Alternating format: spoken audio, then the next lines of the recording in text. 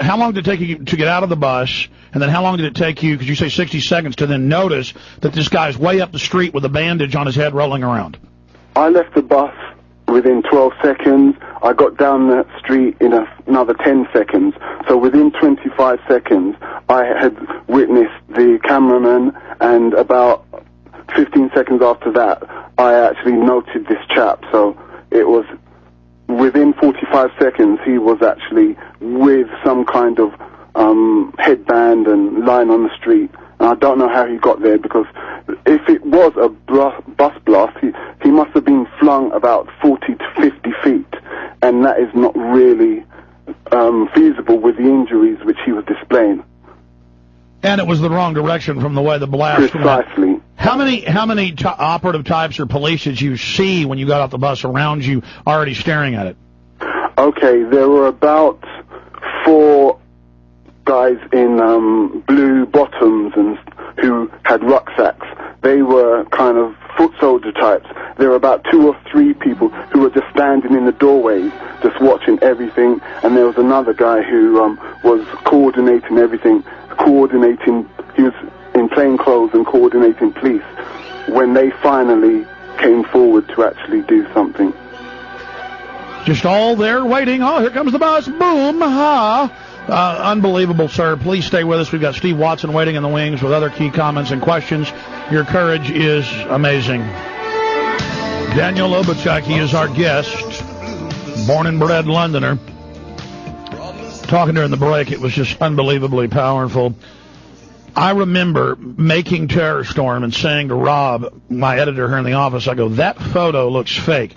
Bandages all over his face, thinly placed, no blood except on his chest, and it looked like it was put on out of a ketchup dispenser, little squirters that you use, just kind of dribbled down the front.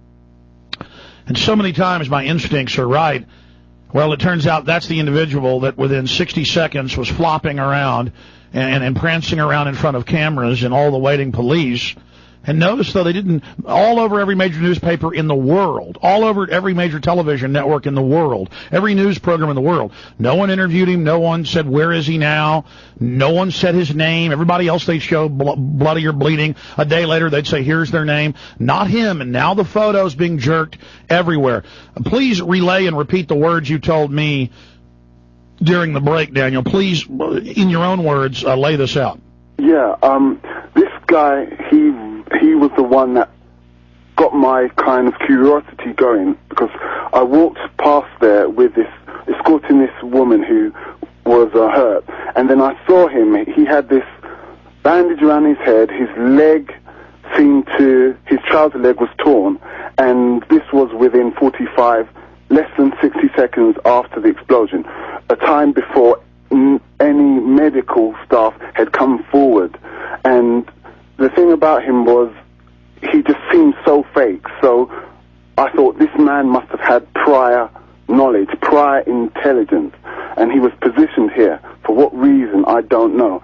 Then I conducted a search of my own online, because a few days after the 7th of July, his image was everywhere. And about a month ago, I looked, and it had been totally pulled. I mean, it wasn't on any of the BBC websites. It wasn't on any of the international news sites. You just couldn't find this guy. I actually spent about 2 days searching, and then I got 2 images of him, and that's what you see on World Wide Web, thefourthbomb.com, which is my site, where the truth and the facts of what happened in Tavistock Square that day are. Now, again, your story meshes with all the other witnesses, all the other evidence we have, but I want to be clear before we bring Steve Watson up in the next segment, who broke this with you, and I really am thankful for his great journalistic skills and your courage. Going back, specifics, slow down, take your time. When you see the blue and black Mercedes and the motorcycle cop and the discussion with the bus driver, and it's redirected, let's go back to when they first directed you in the bus to Tavistock Square. Okay, yeah. Well, what do you want to know? The bus was... Just slow down and describe everything to me. Just slow down and tell me how they pulled up, what they did, what they, what their body motions were like, just everything, what they looked like. Okay. left Euston bus station and proceeded down Euston Road. It was supposed to go straight from Euston to King's Cross, but these two cars were blocking its path. And then after a short time, a police motorcyclist whizzed up on his bike and had a word with one of the drivers. And white men, black men, Asian men, what do they look like? No, the drivers were of European appearance. The motorcyclist had a helmet, but he had a brief word with one of the drivers, and I thought, okay, thank God for that. This guy will tell the driver to go, and then we can get to where we need to be going. But instead of the police motorcyclist getting the cars to leave, they told him to leave, and he just turned around and sped off. And then, did you see them flash anything? They didn't flash anything. He waved something. It could have been some kind of card or pass or something, but as soon as the police... Who waved? The driver of the blue Mercedes or the black? The driver of the BMW. And what color? What color? The BMW was blue, correct? Blue, yes. The driver of the BMW waved the motorcyclist away with some form of identification. I only assume he had some form of identification. But you saw him, something in the hand, waved it. Yeah, that was it. Absolutely key. Stay there. Your debriefing will continue on the other side.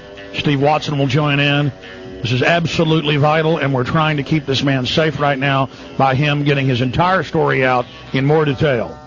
I'm Alex Jones, battling the New World Order at point-blank range.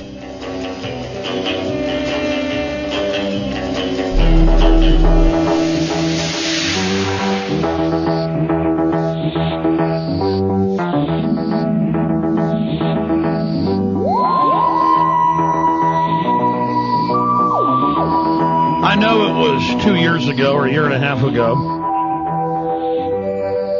I know that it's not big and spectacular like 9/11, but a lot of people died, and it was used when the British nation was refusing to go along with the war in Iraq, when Tony Blair had barely hung on to his position, when he had lost almost the entire majority that the Labour Party had in Parliament. And it came right when they were having their big G8 summit in Glen Eagles, and it was used as a grandstanding platform to say, see, the terrorists are hitting us, we've got to get tough. And every indices, every piece of evidence, even Scotland Yard and other police forces who had real detectives out were going, these guys weren't suicide bombers. That's buried in the newspaper. These guys, we think somebody planted this stuff on them, or they didn't know. They don't fit the M.O. There was a bomb under one of the trains, not in it. Eyewitnesses said that. You add all these, there's hundreds of points. We put them in the film Terror Storm that I hope you'll get from Infowars.com. That's why it's so important. We spend about 30 minutes of the 2-hour film, or a little bit more than 30 minutes, in London documenting this. And we even show shots of newsstands. We were there 2 weeks after the attacks. And we show newsstands where there's literally like 15, 20 newspapers and magazines, and it's all pictures of the bombing, and half of them are this guy with the thin one layer of bandage. You understand, folks? I've worked, for a large animal vet. My dad's an oral surgeon. I've been in hospitals. I've worked around it. I've worked in the medical field when I was in college as a dental assistant. But even if you haven't, you know common sense. You don't take thin gauze bandage, one layer. And if you even put that on a scuff on your knee that really doesn't bleed but kind of just seeps, when you're playing touch football and you fall down on your knee and it just kind of seeps. I mean, even if it was just seeping, just a microscopic graze, it would stick to his face. No, it appears to be a cap woven heavily on the top and then just thin one straps around his face, like it was some type of already woven helmet he just put on his head. 45 to 60 seconds after the blast, he's flopping around way towards the front, 50 yards north of it. There's other people videotaping, spook types walking around, and then no interviews with him. We never learned his name. He's just, you remember the guy with the bandage. And those eyes have it all, ferret-like, scanning, calculating. And I just remember going, man, something's going on. That doesn't look right. And then he has like a ketchup bottle, that you spray onto your potatoes, you spray onto your French fries, it like a dribble on his shirt.